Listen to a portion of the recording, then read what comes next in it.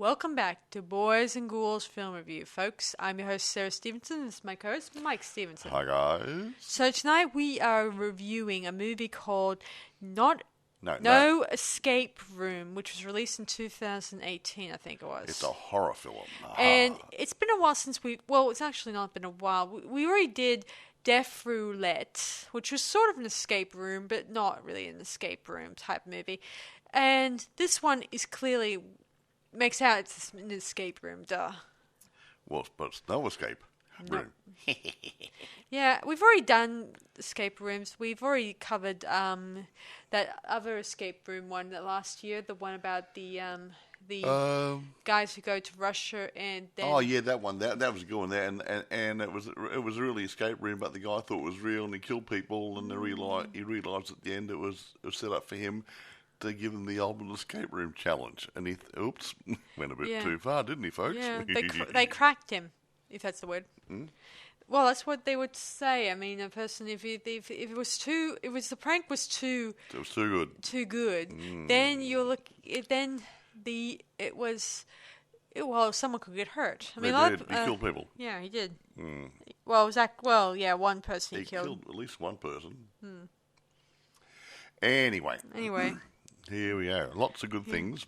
Now, I can't tell you anything about production costs or anything because this, I believe, went straight to Netflix. Yeah, sadly enough. So, I don't know anything about production cost or what it's earned or anything. So, I'll get into the other bits. Produced by, now, there's a lot of producers here, but I think the main producer is Shane Boucher, Boucher. Mm-hmm. But they had a mixture of post-production supervisors and executive producers and everything else. So I'm just going to give you their names. Mm-hmm. Jeremy Benedon was involved with it.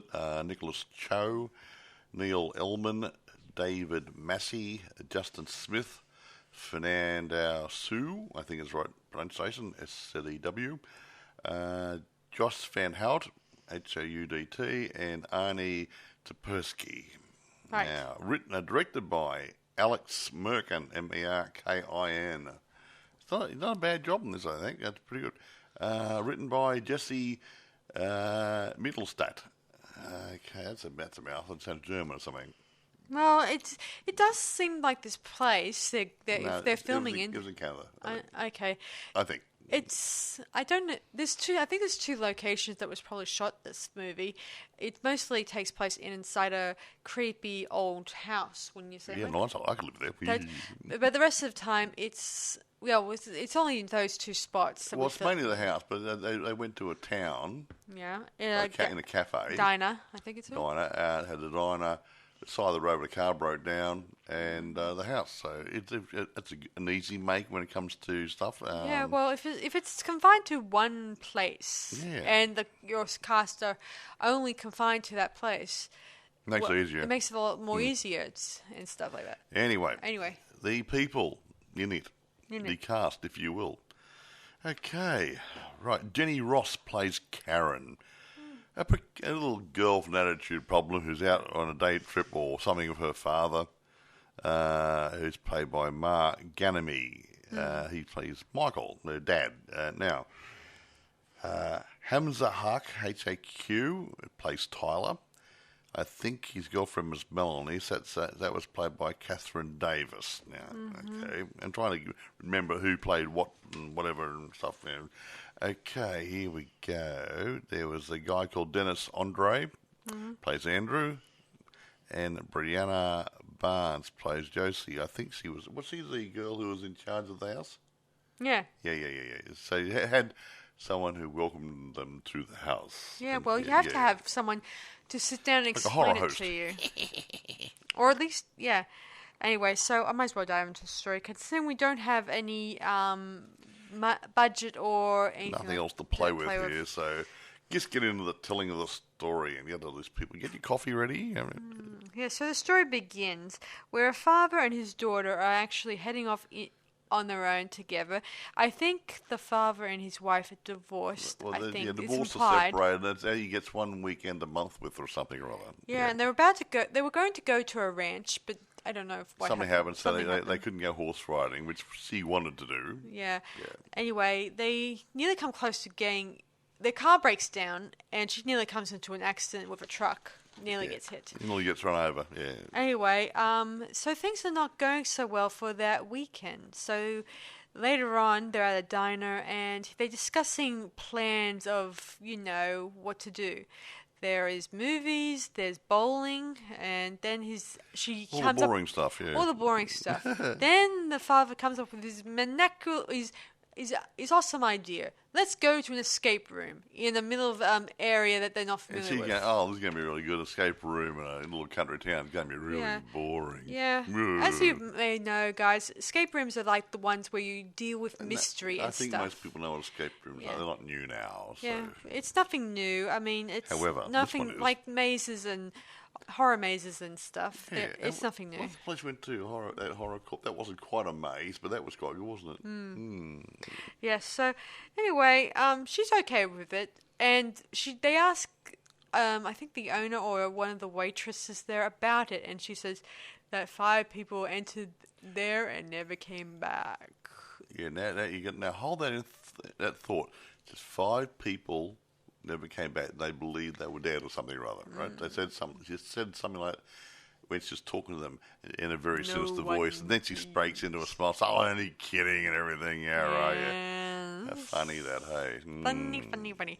Anyway, I think Karen, that's her name, goes to the bathroom, and as she's going to the bathroom, she's looking at the necklace her dad gave her. They were talking about earlier. And she starts noticing a light flickering on and off in this funny way. And she thinks she hears something in the cubicle just behind her in the ladies' room. And she's about to approach one of the cubicles. The waitress lady appears, in this other cubicle, and just gives us a little jump scare, if that's the word. Yeah, but she thinks there's somebody watching her, but did she open the door and there's nobody there? Yeah, she opens the door. She saw a little round token on the ground or whatever. Yeah, she sees some... Anyway, then she gets called by her dad, and she heads back out, and then they head to the spot where the escape room is. Yeah. It's an old but ancient house. Now, here's the thing. Before they got to the diner, their car broke down. Some problem, and they limped into town. And, we didn't see a spot, but they left the car for the local mechanic to fix up. Okay? Yeah, that's true. So that's why they're at the diner. So they catch a taxi up to this house. So they don't have any means of transport anyway. Yes. Okay? Hold that one in that mind. Hold that thought in mind. Okay? Yes. Anyway, so they head to the escape room. There they meet 3 other people. Tyler, Melanie. Tyler, Melanie, and Andrew, yes. And Josie, as we mentioned, who's the hostess, who guides them into the room and tells them that they must remove their mobile phones and hand mover and stuff, as one would. Yeah, so they do, obligingly, because that's part of the whole experience. Well, not really, actually. I haven't experienced escape rooms, but I mentioned the whole thrill of it is not having your head in your mobile phone. Well, part of it's also they don't want you to take film footage and stills and stuff and doing streaming and put your phone away. That's it.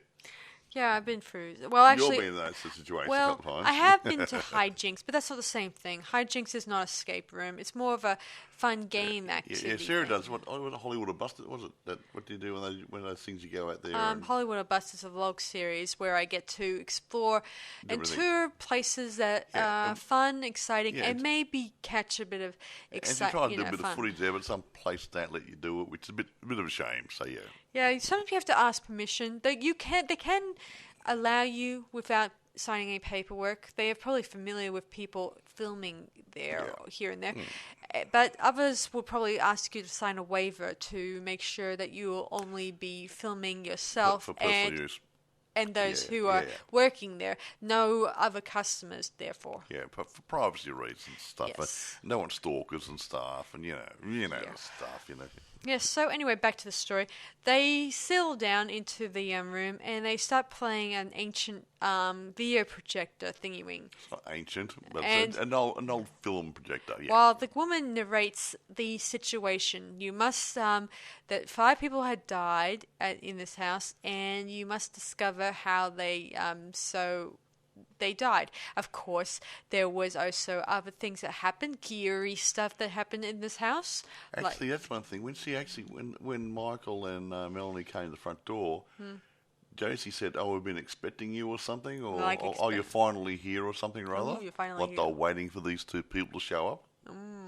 That's interesting, considering they probably didn't know they were coming. And they didn't have exactly phoned them to arrange an appointment. Probably not. Anyway, so the game begins. After the projector turns off, they begin to scour the place for clues and whatnot. You get their first clue, key, whatever, to go to the next part of the house. Yeah. I won't go into the details of each room because it's as the story progresses, guys. It starts off like they think it's just a harmless game, and of course some other eerie stuff's happening. Like one of the phone is.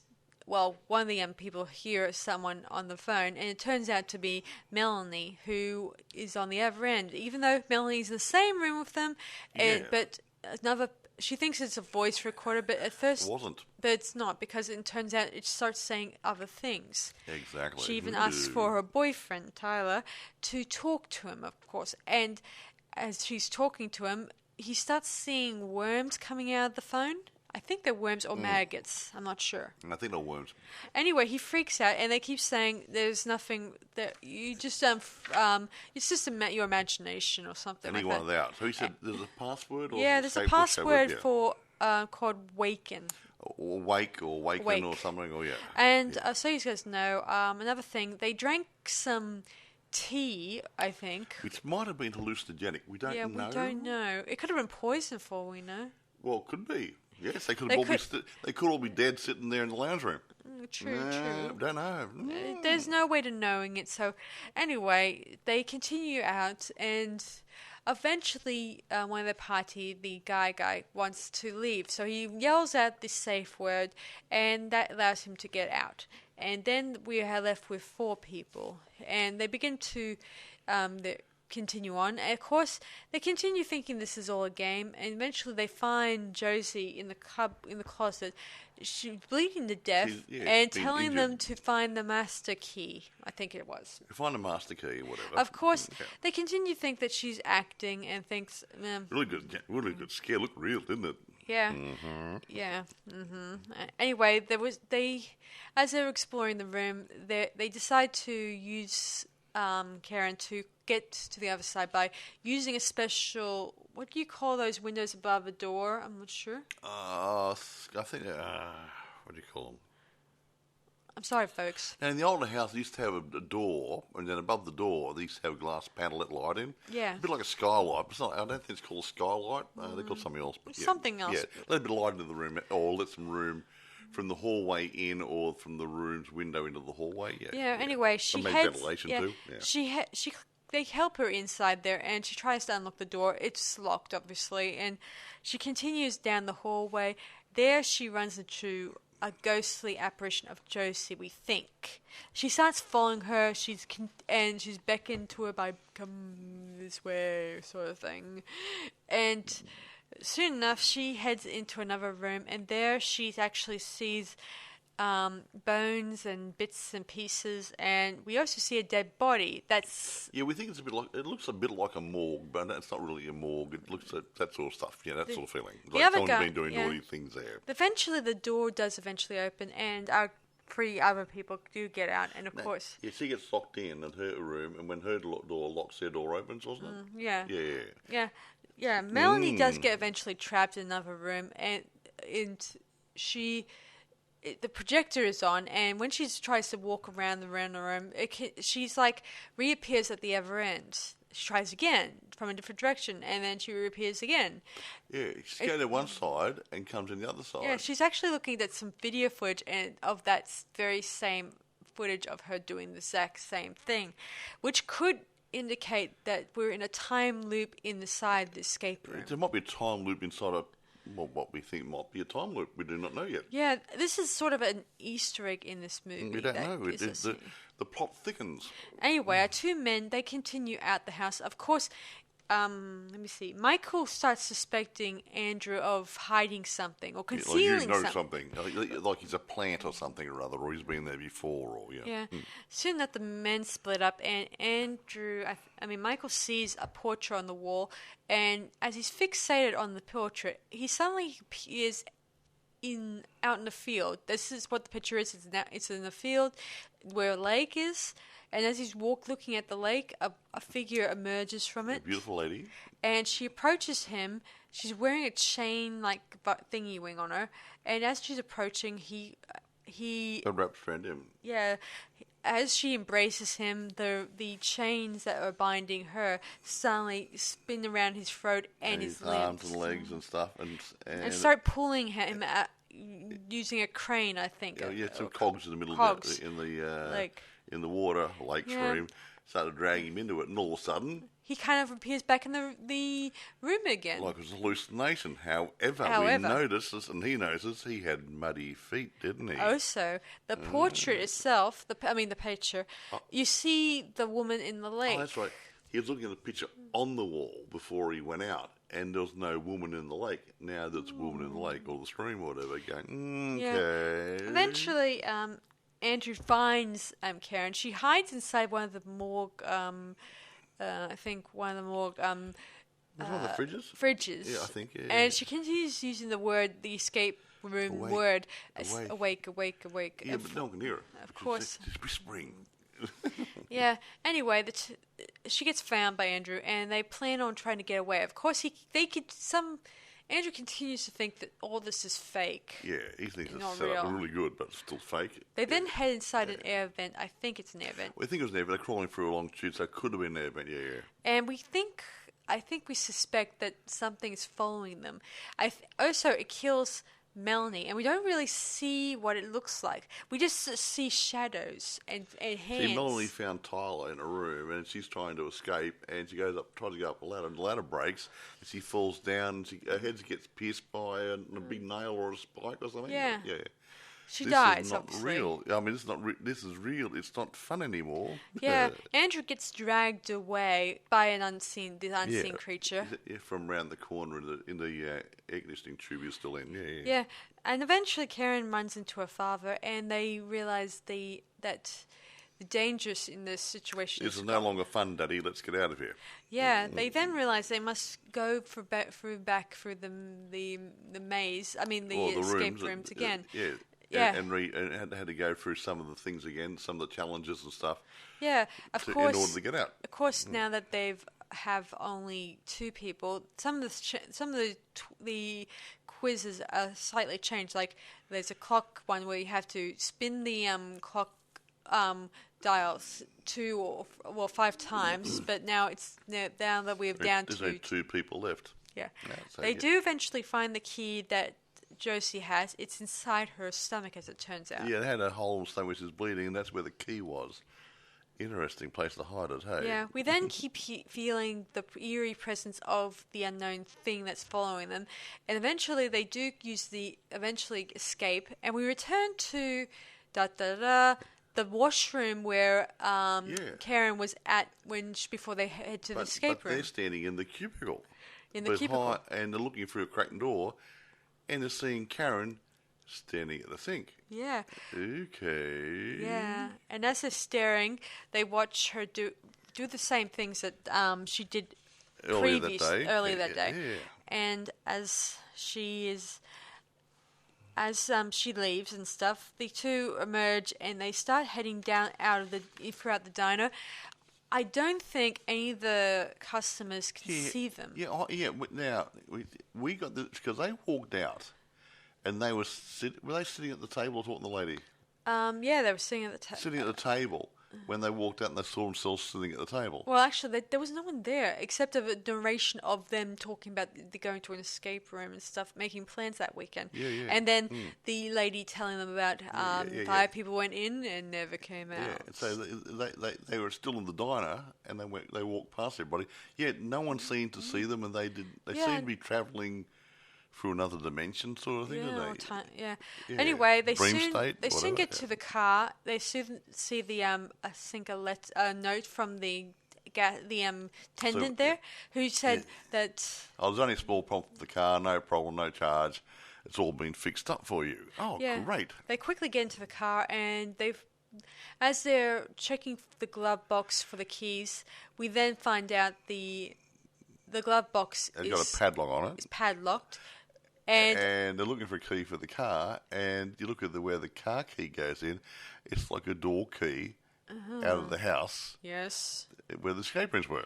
Meaning... Well, those old sort of, old keys. In other words, guys, we have not left the escape room. You're still in the game. We're still in the game, and whatever's following them is still on its... Well, we don't see it anyway in this movie. We're just left with a... It's hanging. Yes. You're like an half an Hitchcock job. So we fade out, obviously, and leave it to them wondering how will they ever escape, which I doubt, because this seems like it reminds me a little bit of Twilight Zone, a little bit.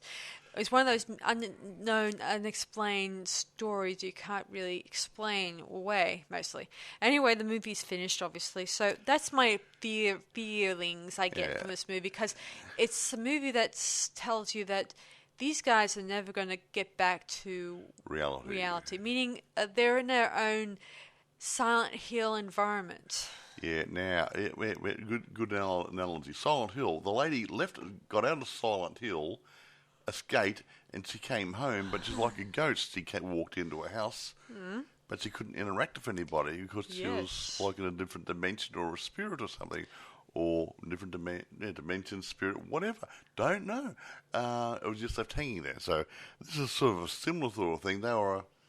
We think, now I've got a funny feeling, and I could be wrong, that they died, and it's like purgatory and just going through the last day of their life when they died in the house.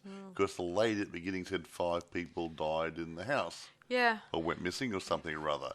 And I've got a funny feeling maybe the time loop is actually they're dead and they're just reliving it. I also think the diner lady we saw at the beginning, I think she's like the prodiger of doom. The harbinger of doom. The harbinger of doom. Who tells you you're doomed, like, and then jokes about it, and then you start realizing way to the end that she's not far gone from the joke. No, so it's either they're dead and they're going through a last day thing, which becomes a time loop, or there's something sinister, supernatural, something rather going on in this house, because the person who used to have the house was said to have been a mad, strange scientist, doctor type guy who was mucking around with the occult or something or other. So we don't know his backstory too much. So it could be the fact that I don't know when it may have happened. It could have been a car crash that sent them to purgatory, and all of a sudden there's a time loop thing. Or maybe the fact they actually drank the tea and the tea was actually poisoned and actually died there, or they had hallucinated before they died, or we don't know. See, that's what's just hanging around. So they don't know they're dead.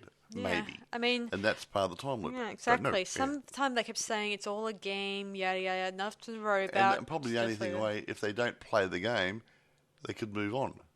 Maybe. Yeah. So we don't know. It goes, okay. Yeah. So, different stories, different movies had things like, hey, people don't realise they're dead and just keep going through the same actions over and over and over and over and over and over and over and over and over and over indefinitely.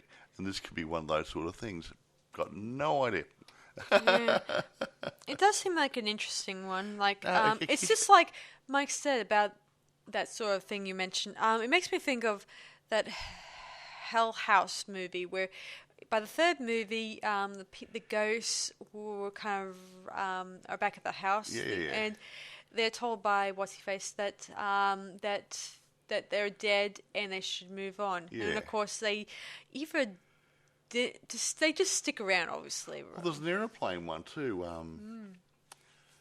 It wasn't 666. One of those aeroplane ones where it was a hot supernatural one, and these people were there, and all these people around them are dead, and they're the only people left on the plane, but they were actually all dead because the plane decompressed, and everyone died of lack of oxygen. And this plane was a ghost plane because everyone on it were dead, and they just didn't know they were dead. That sort of stuff. Yeah, really good. So this is a riveting watch, guys. It's a mind. It plays with your brain a bit. This one. Yeah. And it takes. I like it that it takes place in an old house of sorts. Yeah, and those old houses can be a bit creepy just by themselves if you're not used to that sort of house. So, yeah. The right atmosphere, the right environment. You can really. My grandma's house was spooky like. Not as big as that, but still spooky. There were shadows and closed doors and the old wallpaper and the old windows and the old curtains. And he wouldn't let light in the place because he wanted to fade the furniture. So it was always dark and dingy in the house. No wonder it looked darkish.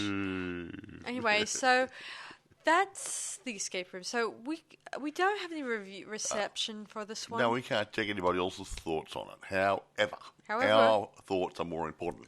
Now, well, your thoughts are just as equally important, folks, out there too. Yeah, but they haven't seen it yet. Okay, your thoughts will also be important if you watch it. Yes. So let's rate this now, while we're still young. All right. Interesting. Okay, it's not a cinema one. It's a Netflix one. So the difference sort of a genre. Like a different playing field. Okay. Right. Storyline's good. Mm-hmm. Acting's not bad.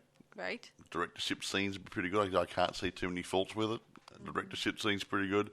I'm going to give this one 9.5. It actually floats my boat pretty good, this one.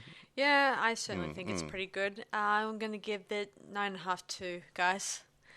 It's been a while. There you go then. Anyway. We are up and down sometimes. We never really review a really horrible movie. That's one of the reasons why most of our gradings are 6 and upwards or 6.5 and upwards. Well, we don't give it a good chance. We're not going to worry about reviewing a crappy movie because you guys aren't going to watch it anyway, are you? No. Yeah. Well, it's just that, I mean, I would have loved it if this movie went to either... Not Netflix, actually, but I would like it if more movies like this could be seen in theatres. Now, I would actually say that this probably, if it went to cinema, I think it would have had a reasonably good run. I wouldn't have been top like before, making a couple of $100 million, but I think it would have had a good run. Because it had something. It had something about it. It has originality. Yeah.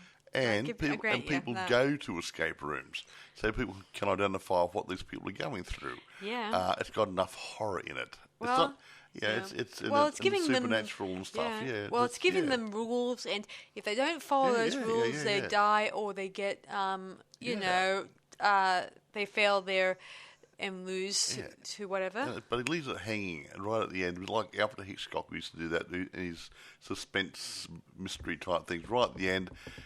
Climax, let's fade to black, okay, and left you on a high. And this sort of thing leaves you up there too, because right at the end, they think they've escaped, but they didn't. And they haven't escaped, and they sit there, oh crap, what happens now, and go straight in the credits. Yeah. Good, I like it, good ending, yeah. I agree, guys. I mean, if you give this movie a chance, you may find something you won't be disappointed, I don't think. We weren't. I mean, okay. Yeah. I found it very enjoyable. It's different, granted, but I like it. It's a good type of different. You can see you got suspense in it, which builds up gradually and nicely. Okay, what's happening next? A bit of mystery thrown in for ad, but it's basically you say supernatural horror or just a horror? I think it would definitely fall into supernatural horror to me. Yeah. Considering it does have that mysterious quality about it. And maybe there's ghosts in the background or demons or something, because we do see some shapes moving around behind them sometimes. Yeah, mostly something out of a Freddy Krueger thing. Yeah, we see a odd hand occasionally on a shadow on a towel or something rather, or sheet hanging out, and you move it, there's nothing there. And the one thing I like about this movie is you don't identify the creatures in this one. You never see the creatures or what. You just see the girl Josie was killed in the closet. They found her dead body. It's just almost dead body. Yeah, and the unknown woman we see in the lake. And then we see Tyler hung up. And we see Melanie fall off the ladder and impale her head on a spike on the ground or something or other. Andrew, we don't know Andrew what got dragged off down the air conditioner duct. All that sort of stuff. We don't actually see anything doing it. It just happens. Yeah, adding to suspense. And I think that's a good thing about suspense. When you don't have an antagonist which is visible, then, okay, what is it? Is it a spirit? Is it a demon? Is it a human being playing games with them? You got no freaking idea. Yeah. By them ending like this and not identifying the creature or monster or whatever, it's a good thing because then it doesn't give it form, but you can. But your imagination can fill in the blanks. A lot of people keep saying, "Oh, I'm going to fill in the blanks by giving you the monster." Sometimes. Then it takes away the mystery. It's sort of like, I mentioned that thing the other day that it came from Outer Space movie. You didn't see the monster, you just saw a transparency of an eye from the creature's perspective. You didn't actually see the creature all the way through it, I don't think. So that's what's really interesting, guys. A monster that doesn't have form. Don't see. That you only see... Well, you don't actually see it because you just... you see what it's doing. You see its effect on people. And Eva drags the unknown person down the corridor and you don't even know what becomes of them. And these things are happening. It's really weird.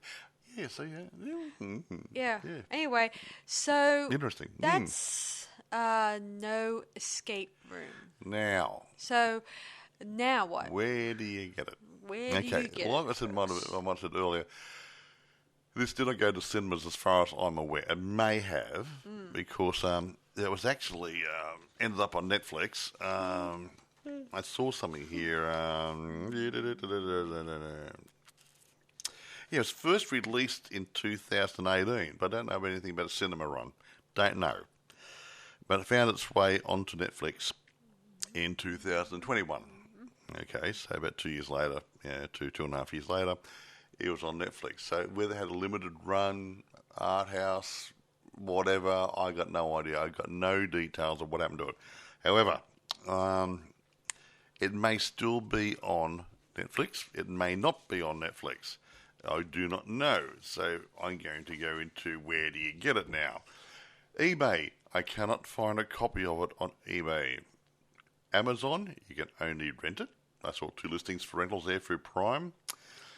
Now, like I said, Netflix may be available.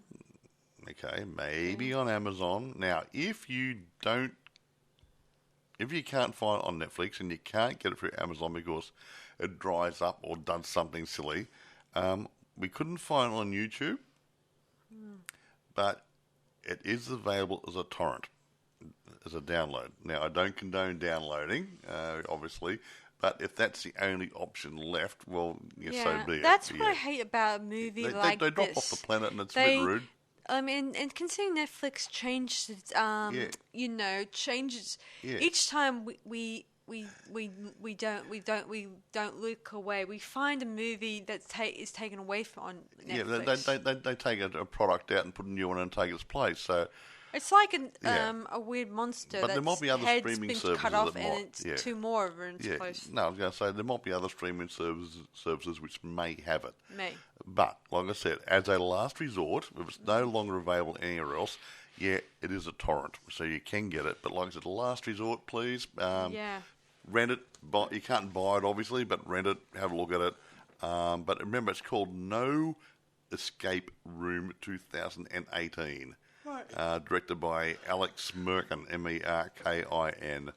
So if you find it, get it. Good for you. If you can't find it anywhere and Amazon dries up and different things, you do a torrent download. I mean, I can't condone it because a lot of countries say you're naughty. That's fair enough. But if I do so for very old product, which is no longer available. But this is new. It should be available somewhere. Yes. So, Yeah. So hopefully you can get a copy of it. Amazon's probably your best port of call if Netflix hasn't got it. So there you go. So then. those are your few options, guys. So be sure to check it out and let us know in the comments what you guys think of it. I think it's a damn fine movie for what it is. I mean, I agree. It's not an action horror. Yeah, it's original, which is what we like, because I like original movies that don't have taken from other people. Yeah, but it's not an action horror, but there's enough action in it to keep it interesting. What do you reckon? Yeah, exactly. Yeah. I mean, as I said before, I like original movies. I don't like it when they spin off so many ones that seem to be identical. Yeah, some of the studios got the idea, let's do this, let's add this, and it's not like you're making a recipe up in your kitchen. They get boring after a while. Even though there's been plenty of escape-related movies, but this one is kind of it has a different approach. Instead of just the usual escape room stuff, it deals with supernatural occurrences, right, Mike? Yeah. And by the time you get to the end of the movie, you realize that you get the twist, obviously, which is even more cooler.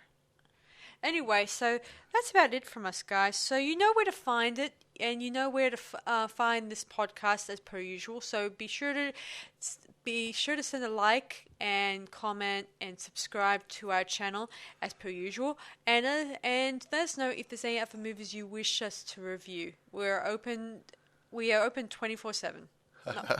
Well, not really 24/7, but we're open to suggestions. Exactly. So, this is Sarah Stephenson. And Michael. Saying see you guys around, and see you guys next time on Boys and Ghouls Film Review. Bye for now. Bye, guys.